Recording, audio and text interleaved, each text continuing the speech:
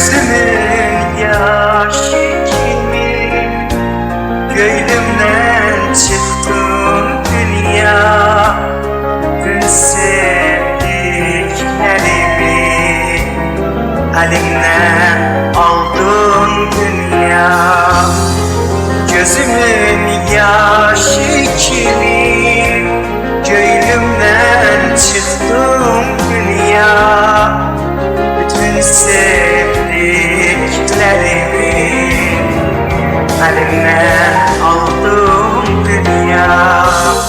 Felekim dağdelinden olmadım şadelinden. Felekim dağdelinden olmadım şadelinden.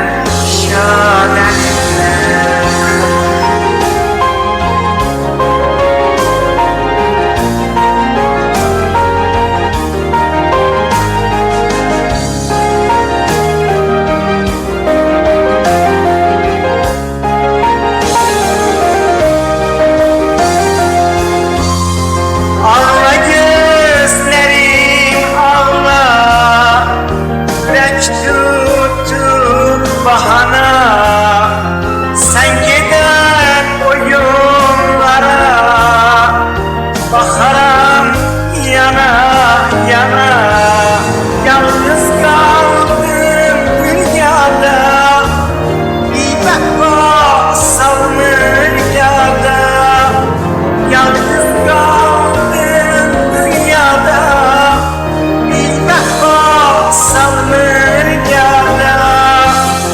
Elimde yok bir çare, boşalıp gidip ara. Yaman düşmüşem dara, yarab sen eyle çare. Bilmirəm gedim hara, dərdimə çara.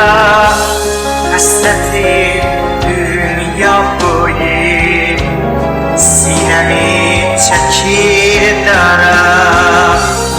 Fələkim dağdelindən olmadım şadelindən.